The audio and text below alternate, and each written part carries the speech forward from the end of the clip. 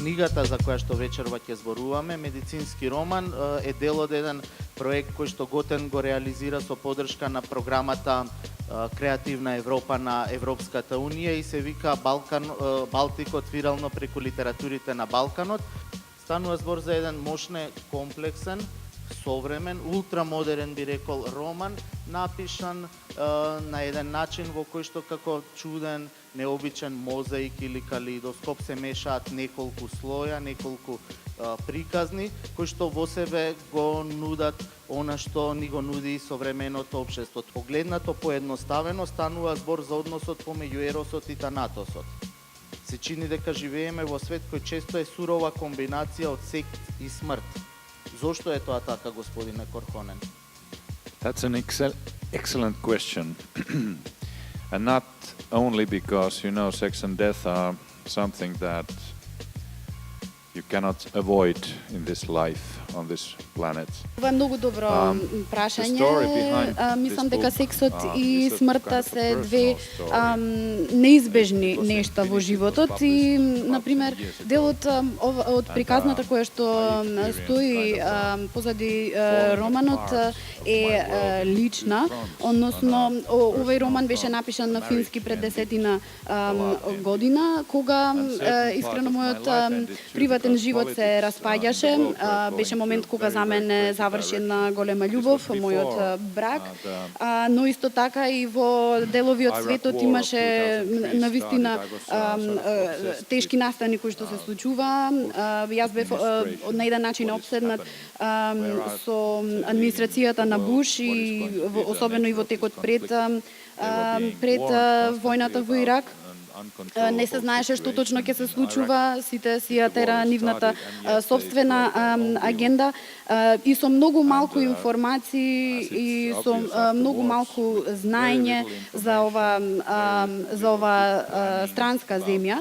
И така што овие две нешта се помеша и особено фактот дека јас не сакам повеќе никогаш да се чувствувам на тој начин, да го осетам, да го почувствувам тој крај на една љубов.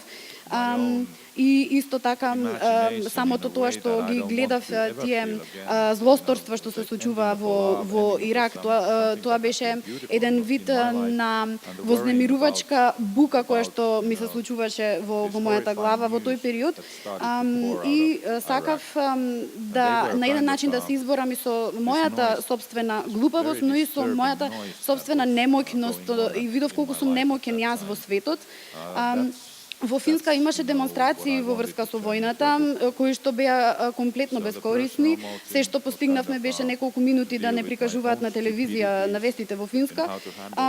И мислам дека тоа беше еден крај на еден идеализам, еден идеалистички период и токму затоа можам да кажам дека се тие мешања на еросот и танатосот, зошто се е толку измешано зошто толку се испреплетени во романот. Беше време во кое што се одзеде на одреден начин надежта кај некои млади и видовме колку сме немоќни. Војната не е непозната во Финска, ние сме биле во војна, сите имаме роднини, дедовци, некој кој што бил во војна и ова беше еден вид на будење за сите нас.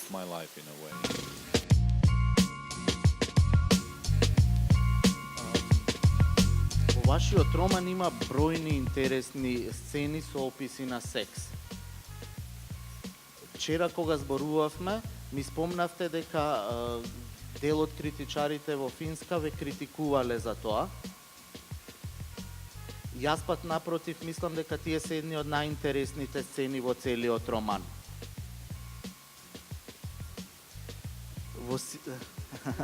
Во сите тие сцени, just a second. Во сите тие сцени како да постои некој грч, некоја напнатост меѓу ликовите. We are all here because of sex. Each one of us has become a person because of love and sex. That's the start of human life. That's where we come from. That's how we multiply. That's what this organism, the human race is all about. Морате да зборувате за сексот, бидејќи Сите сме тука, бидејќи постои сексот, бидејќи постои љубовта, тоа е самиот почеток на човечкиот живот. Од секогаш сум бил запрепастен кога книгите добиваат критики за тоа што вклучуваат секс. Бидејќи тоа се само два детали за самото потекло на светот. Јас тоа го гледам како нешто што е апсурдно. Идејата за секс ми се чини дека се изедначува многу со сликата за сексот во порнофилмовите, нешто што е многу механичко, нешто што е празно, но факт е дека ние најдобрите моменти од животот на оваа земја ги поминуваме со друга личност.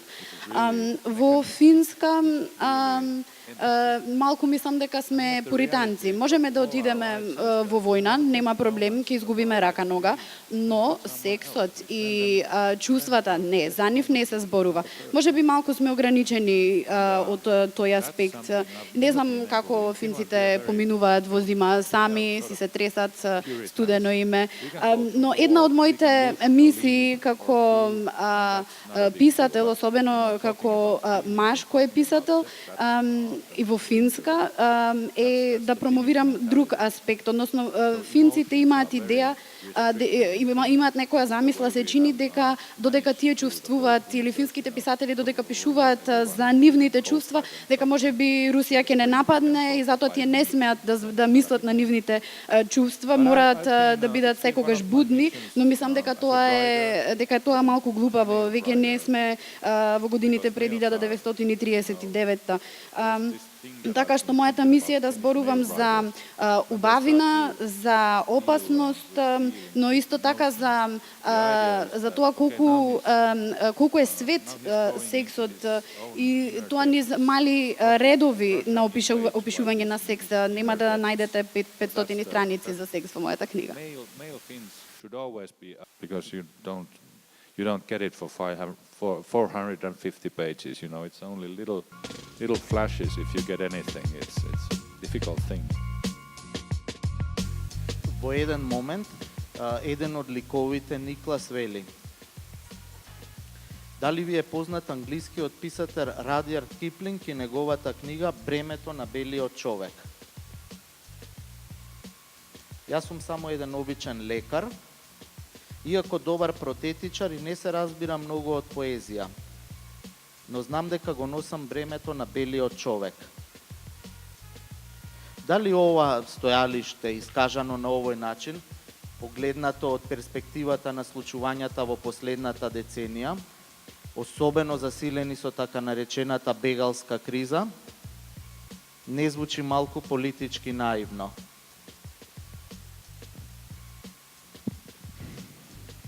If you want to,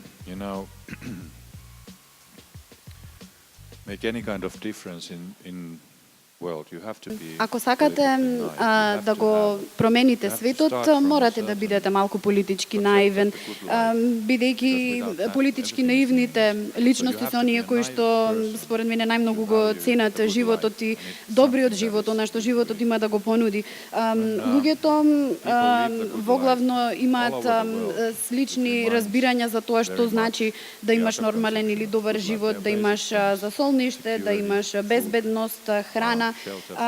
И да, ова е наивен начин на гледање на светот и делот што вие го прочитавте, извадокот од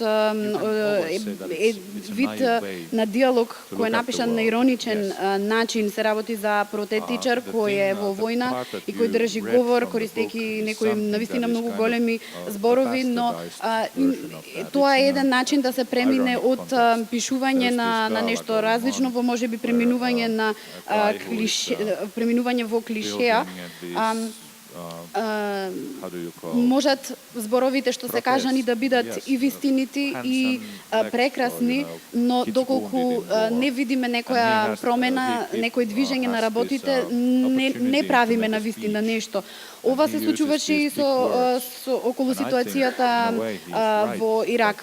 Се држа многу говори, беа кажани многу позитивни работи, нешта што треба да се направат, но сепак она што го видовме беше нешто спротивно, односно имаше голем судир во светот, особено на еден историски судир, на историско ниво, Така што мислам дека и за correct. мене ова е нешто што е They can многу важно. Конфликтот fruitful, меѓу they can зборовите be, и настаните, beautiful, делата што навистина се случиле. Јас имам things are not 46 moving години и concretely се уште понекогаш into the direction of your words. сум Nothing is едноставно going изненаден right. од And that's светот. something that happened a lot Имам with понекогаш the моменти Iraq кога war. заборавам Great што се speeches се случува и about потоа наеднаш about кога ќе health, се разбудам, about aid, about ми се liberating чини the дека people. губам And желба what за we живот. saw really Но was си велам bloodshed. додека реагирам, You know, тоа this значи conflict дека between сум words жив. and Ова е between едно од deeds нештата кои is што something ме that движат is во in the животот и book. кои што го движат моето Also on the пишување. personal level of the main character, but also on the, the large screen of history.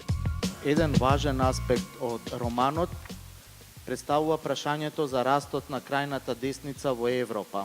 Како во Финска, така можеби и во цел дел од Северна или Западна Европа.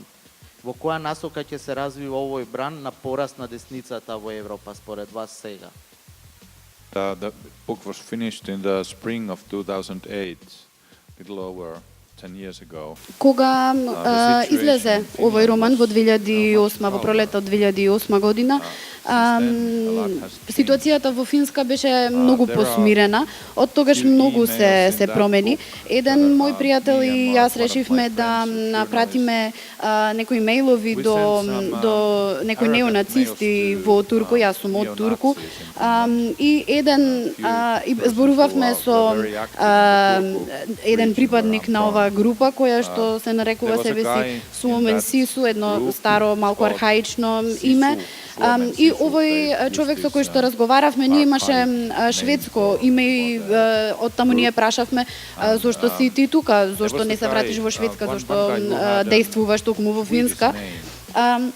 Ова беше еден долг разговор кој што се одвиваше по имејл и ние тоа го гледавме како пародија, но тој тоа го свати на вистина сериозно, така што беа испратени повеќе мејлови кои што можеме да ги најдеме во книгата, исто така како што беа напишани и тука можеме да видиме колку лошо пишуваат неонацистите во Финска, на фински.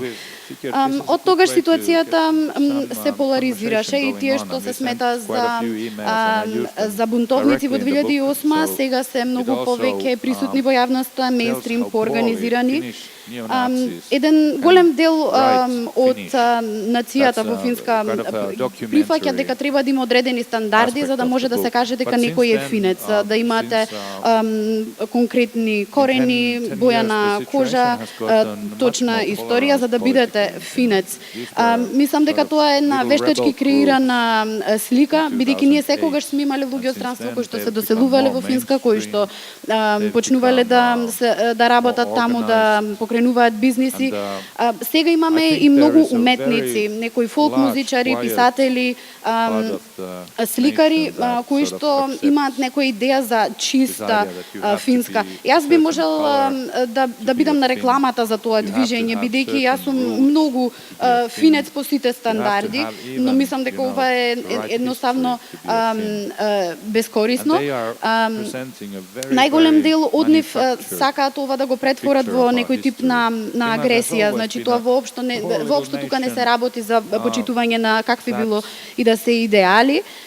Кога работев како професор на универзитетот во Турку, можев да видам дека голем дел од учениците таму кои што 95% од нив се машки, тие имаат многу насобран гнев кој што не знаат каде да го упатат и мислам дека тоа е нешто што исто влијае на ситуацијата во Европа.